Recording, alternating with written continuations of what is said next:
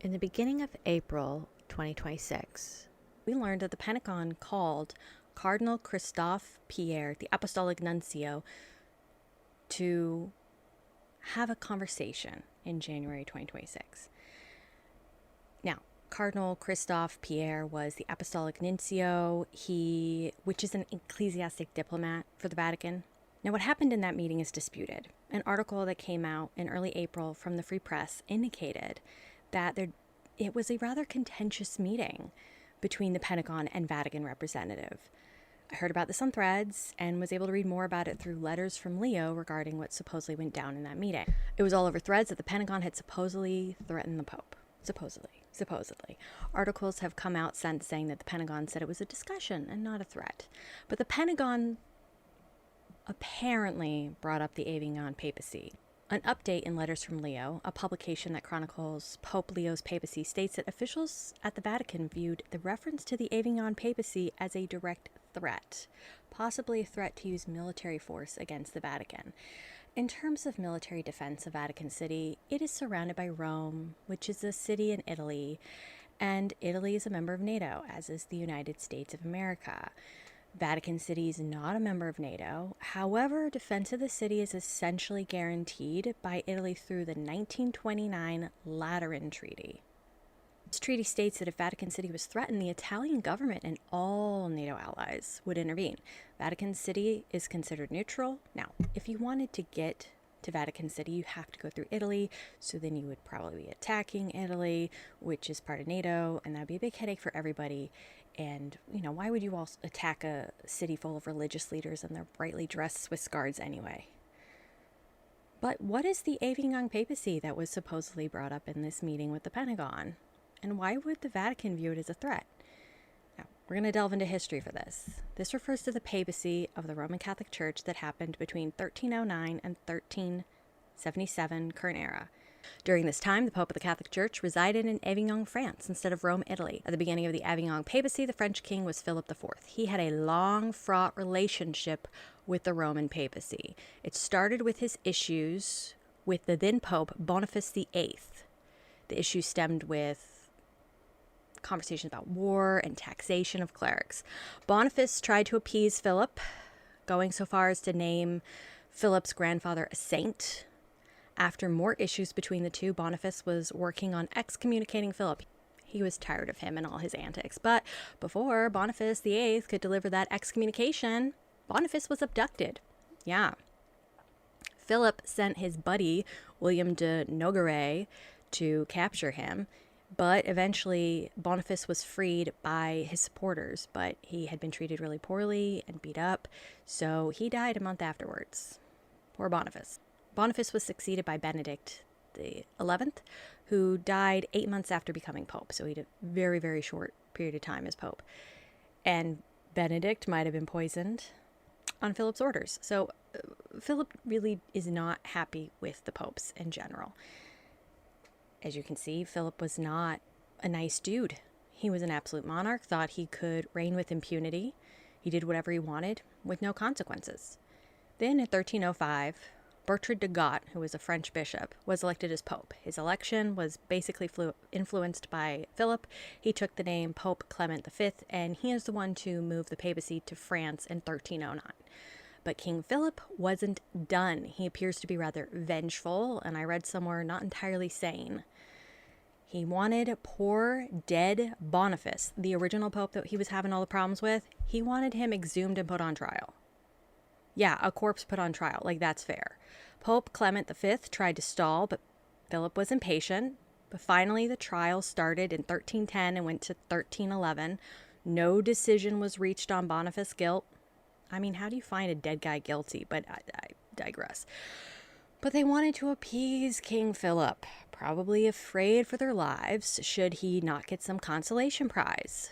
So Pope Clement V issued a bull. A papal bull is a public decree basically absolving Philip of wrongdoing, telling him he was great and wonderful, and nullified any decrees against him from Boniface. So by invoking the Avignon Papacy, I guess the Pentagon was insinuating they would either maybe want Pope Leo to stay in the U.S. under U.S. control and make the U.S. the new location of the papacy, possibly permanently, and only have an American pope, because during the entire Avignon Papacy, all popes were French, and they were all located in Avignon, France. Or that they would make a second pope and make the U.S. home to a second co-occurring papacy. This would fracture the Catholic Church in the U.S., as Catholics would be divided from considering themselves Roman Catholic or American Catholic, or something more nefarious, but, all speculation. Now, back to the meeting. Letters from Leo covered the Free Press article, and there were a lot of details.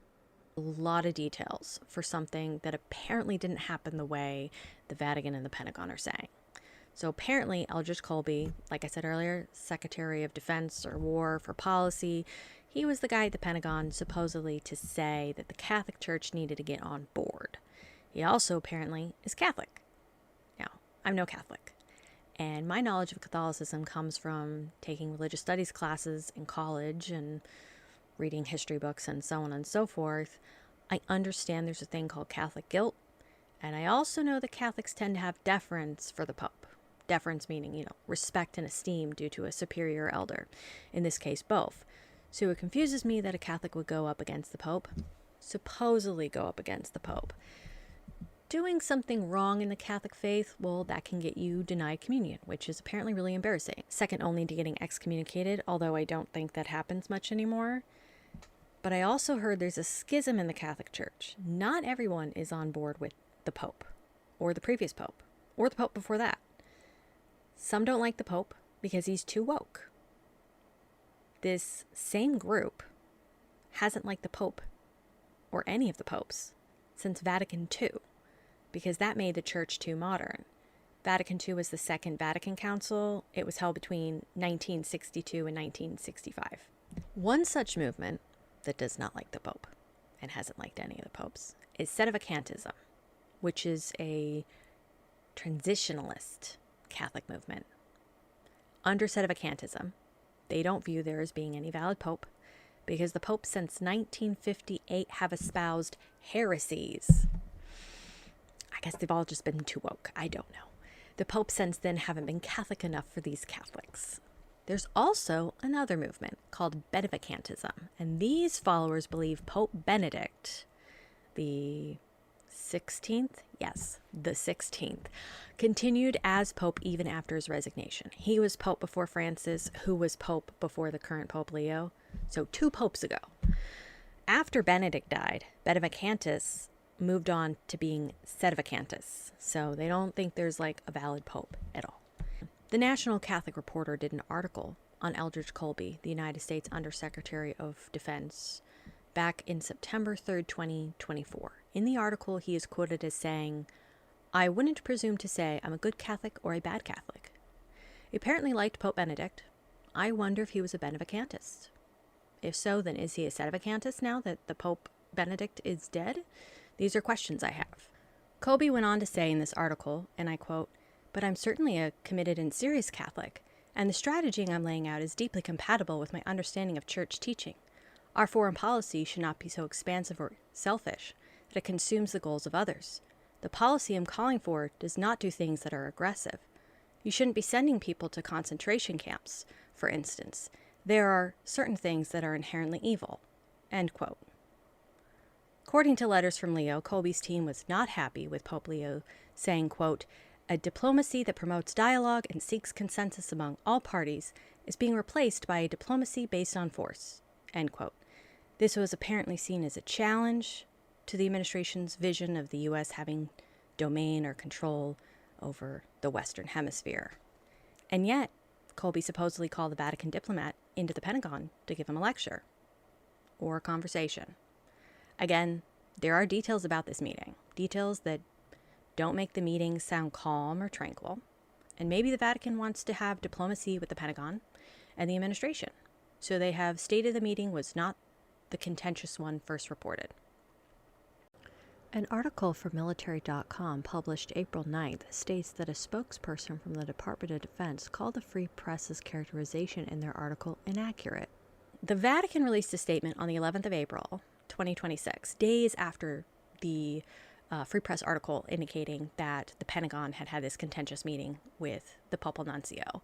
The Vatican's statement on the 11th said that it had not been contentious. It had just been like regular papal duties for the Papal Nuncio, Cardinal Pierre, to visit, and that nothing went down that was nefarious or threatening or anything. So far, both the Vatican and Pentagon have issued statements that the meeting was not contentious and the Cardinal was not given a lecture. This is in contradiction from the reports of a Vatican official that was interviewed for the Free Press article. So what is the truth? Was the meeting a contentious lecture or was it a regular conversation? All throughout history, sometimes the official statement is issued to tone down the rhetoric, but does not contain all the truth. Also, sometimes a person may interpret a situation as more hostile than others did, or maybe the Vatican official interviewed for the Free Press article was told something that was not said directly to the Papal Ambassador. The truth is in there somewhere. But since we're not privy to that conversation in real time, we will never know the truth, but the Vatican might be trying to take the diplomatic path. An article from Detroit Catholic concerning the meeting did not identify the individual that supposedly mentioned the Avignon Papacy, but for his part, Cardinal Pierre, he denied the media's portrayal of the meeting held at the Pentagon. The Cardinal was supposedly asked about the invocation of the Avignon Papacy, and he said it was not talked about, which is quite the deviation from the Free Press article. A separate EWTN News article indicated that the media narrative around Cardinal Pierre's meeting with the Pentagon is untrue. EWTN News is another Catholic source. Pictures of the Papal Nuncio and Eldridge Colby, the Undersecretary of War or Defense, who was at the meeting, as well as other Pentagon staff, was posted on Twitter X on April 9th from the meeting that happened on January 22nd. The pictures show everyone with positive, smiling faces. So then why did the Free Press write that article? Where is the truth? I guess we will never know. The same article said that one senior Vatican official described the conversation at the meeting as having moments of tension, and some U.S. officials were aggressive but not threatening. Regardless of the Vatican and Pentagon's diplomatic position, something from that meeting made a not great impression on at least one Vatican official in attendance. So while the Vatican and the Pentagon have agreed that the meeting in question was positive, there's been more criticism towards the Pope and other Catholic leaders that have called for peace. As for the Apostolic Nuncio who attended the Pentagon meeting, Cardinal Christophe Pierre has since retired as of March 7th, and the current Apostolic Nuncio is Archbishop Gabriel Giordano Cazzia.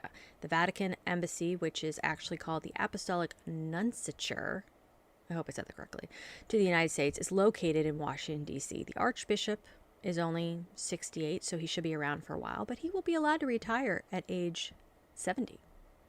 Now that he's the new Apostolic Nuncio, I don't know if there will be any more meetings between the Vatican and the Pentagon.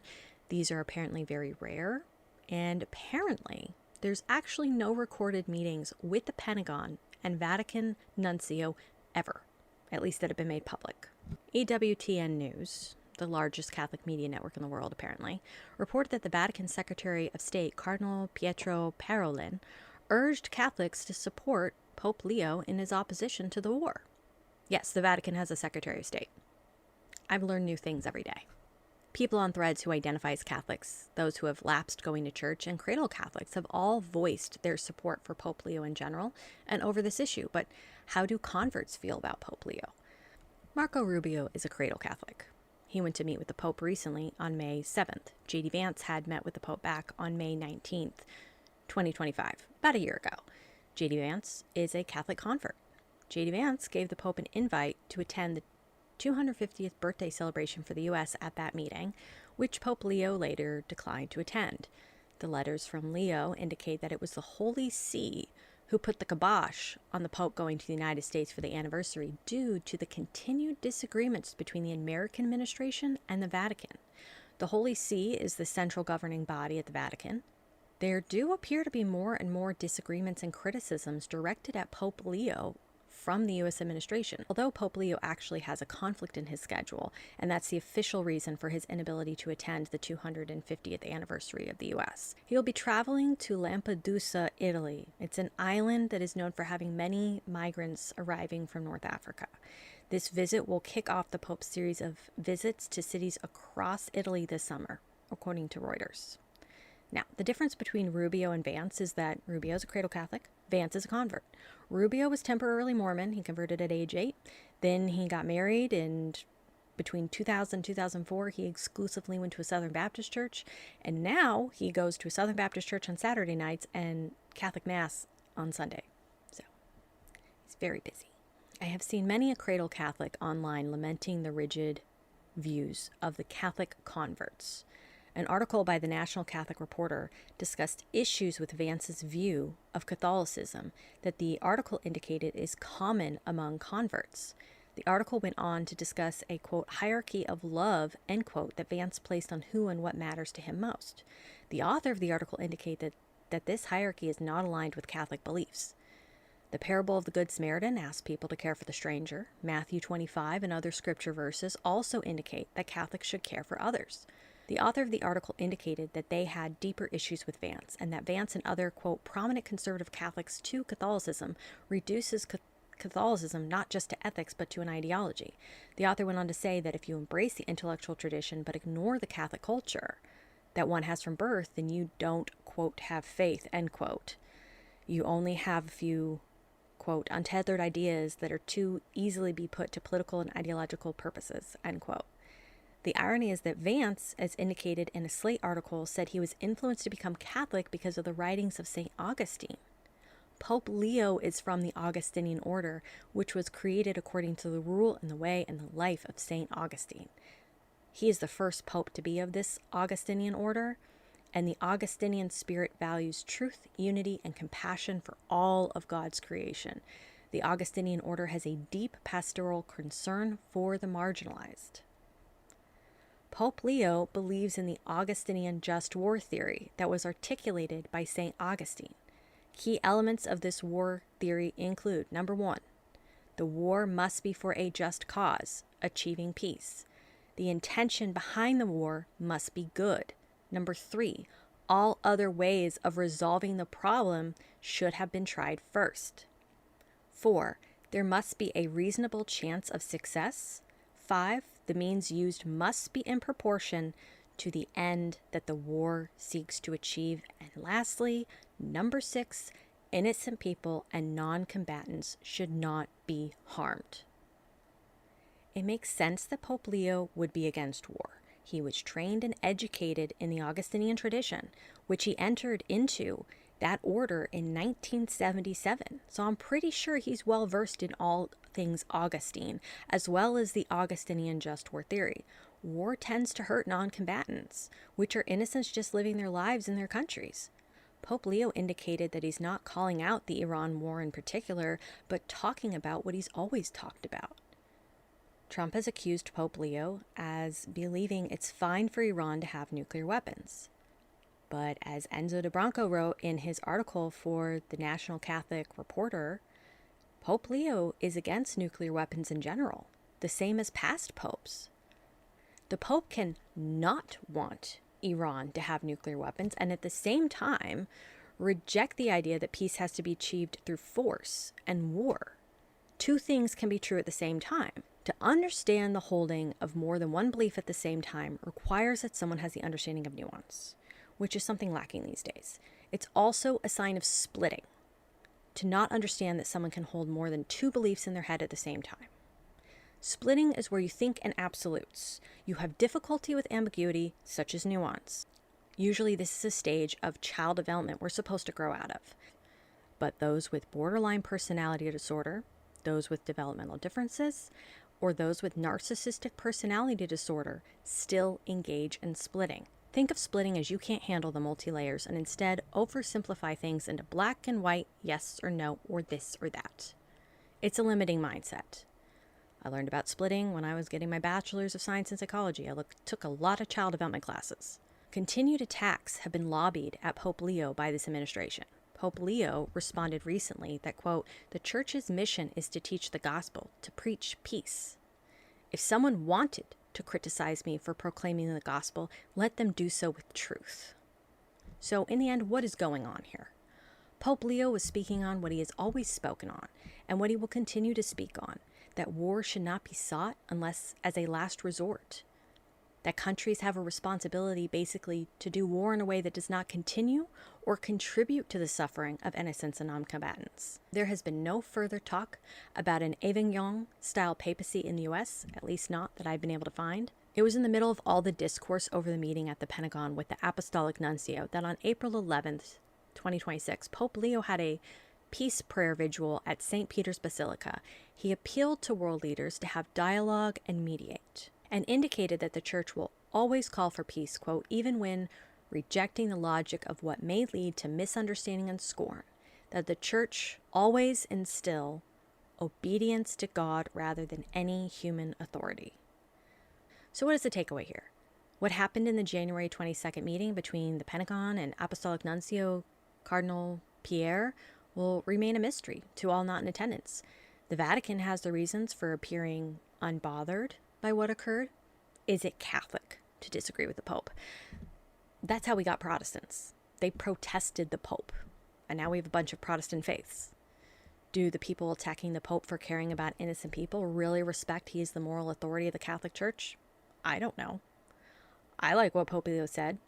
Peace is good. Why would wanting to protect innocents and non-combatants bother you? I would hope that if a war had to happen, the countries involved would care enough about innocent life to protect it as much as possible. But it's not how the government of countries around the world have conducted themselves in the present or throughout history, except Ukraine. They're really good about minimizing non-combatant casualties. I'm impressed. I think the world has a lot to learn from them. I do hope that there is no more hate for Pope Leo in regards to his desire for peace, but I won't hold my breath. As for the Catholics that don't like Pope Leo and haven't liked any of the popes since 1958, have you tried Orthodox Christianity? The Coptic Orthodox Church has a pope. Back in 2017, the then Pope Francis, Pope Leo's predecessor, met with the Coptic Orthodox Pope Tawadros while in Egypt. It was there the two popes agreed that they would not make converts between the two religions rebaptize. That if Coptic Orthodox individuals and Catholic individuals want to swap churches, that they don't have to get rebaptized. So you can literally trade Catholicism for Coptic Orthodoxy and you get a new pope. So maybe you'd like him better. Till next time.